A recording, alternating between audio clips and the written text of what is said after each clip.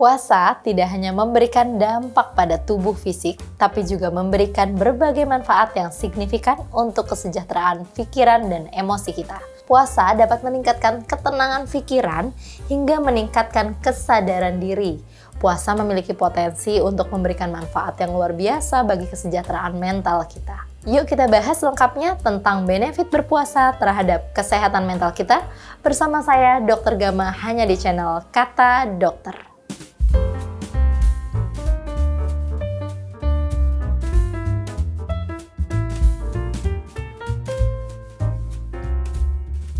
Jadi sebenarnya pada saat berpuasa, terutama puasa pada bulan suci Ramadan ya, itu memiliki tingkat ketenangan sendiri terhadap beberapa kelompok orang. Dikarenakan hal tersebut merupakan ibadah secara spiritual sehingga akan mempengaruhi sugesti di dalam otak kita untuk mengeluarkan hormon-hormon baik sehingga menambah regulasi di otak kita untuk menghasilkan ketenangan di dalam pikiran. Kemudian kardiovaskular juga bisa terpengaruh karena regulasi pompa jantung menjadi lebih stabil, tekanan darah menjadi lebih stabil, sehingga akan mengurangi tingkat kecemasan di dalam tubuh. Kemudian pada saat berpuasa juga seseorang dilatih untuk menahan diri, untuk lebih bersabar, sehingga seorang yang biasanya temperamennya ini meluap-luap bisa menjadi lebih kalem. Kemudian hal tadi juga bisa berpengaruh pada kontrol emosi, sehingga bisa menjaga kestabilan tekanan darah dan pompa jantung, sehingga fungsi kardiovaskular menjadi lebih terjaga.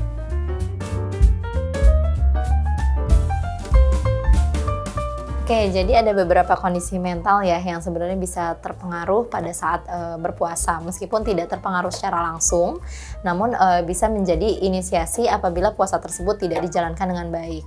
Yang pertama mungkin rasa cemas berlebih atau ansietas, ini juga bisa ditangani dengan berpuasa, namun bisa juga terinisiasi dengan berpuasa apabila puasanya tidak baik.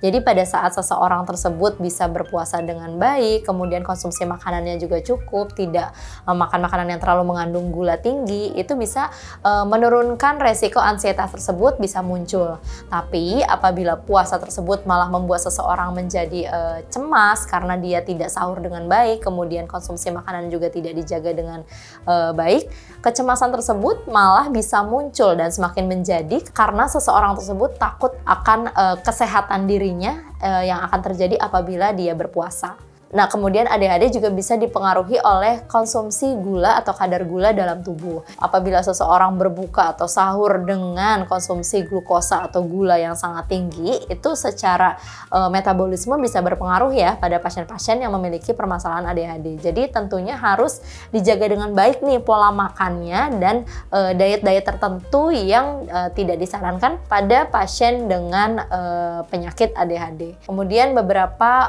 permasalahan mental lain seperti pada pasien depresi tentunya tidak disarankan berpuasa karena harus ditangani terlebih dahulu permasalahan depresinya.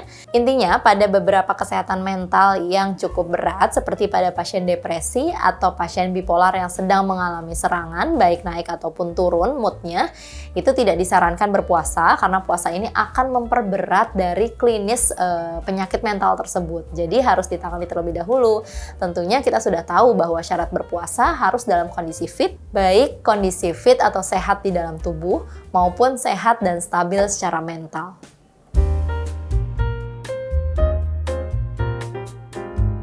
Jadi seperti kita ketahui bahwa pada saat puasa kita harus bangun lebih dini untuk mempersiapkan sahur.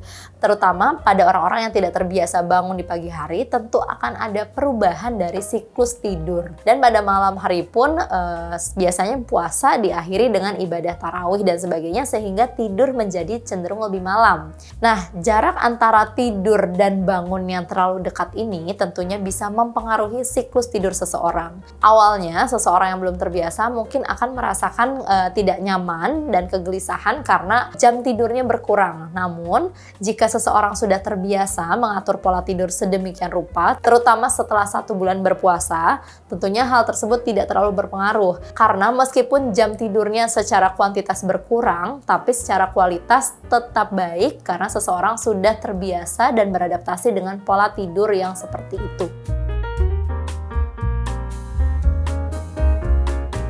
Makanan yang bisa mengatur kesehatan mental sebenarnya tidak berbeda jauh dengan makanan baik yang dikonsumsi untuk menjaga kesehatan tubuh secara utuh.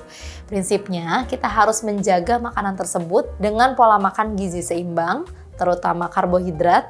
Tentu karbohidratnya tidak terlalu berlebihan, mengandung protein hewan dan protein nabati dengan kadar yang cukup, kemudian mineral, vitamin dalam kandungan sayur dan buah.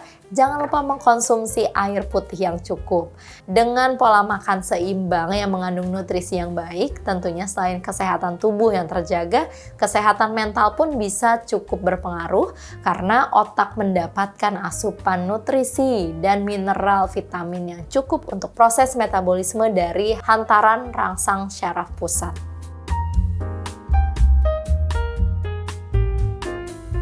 Sebenarnya, jika makanan yang dikonsumsinya baik, tidak mengandung zat kimia, atau tidak mengandung makanan yang mengandung karsinogenik, itu tidak terlalu berpengaruh. Namun, lebih ke jadwal pemberian obat yang mungkin bisa menyesuaikan pada saat berpuasa. Karena ada beberapa obat-obatan yang dikonsumsinya sebelum makan dan dikonsumsi setelah makan. Apabila dikonsumsi sebelum makan, disarankan sebelum makan sahur dan sebelum berbuka. Dan jika dikonsumsinya setelah makan, diminum setelah makan sahur dan makan berbuka, dan jika 3 kali bisa diminum pada saat malam sebelum tidur. Jadi lebih ke arah pengaturan pola atau jadwal pemberian obat yang harus menyesuaikan pola makan pada saat berpuasa. Harus dijaga juga jenis makanan yang dimakan, tidak boleh makan makanan yang mengandung bahan kimia berlebih, kafein berlebih, pedas yang terlalu signifikan karena akan mempengaruhi asam lambung, juga makanan yang bisa memicu penyakit pada saluran pencernaan karena akan berpengaruh juga pada efektivitas penyerapan obat-obat yang sedang dikonsumsi.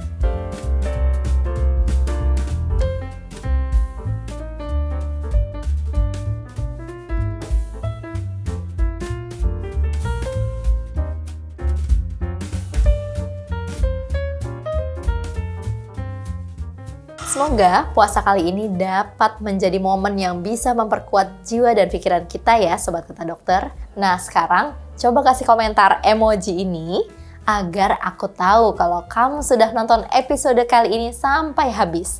Kamu berhak sehat, jangan sampai sakit berlanjut. Saya Dr. Gama, kita ketemu lagi di episode selanjutnya. Bye!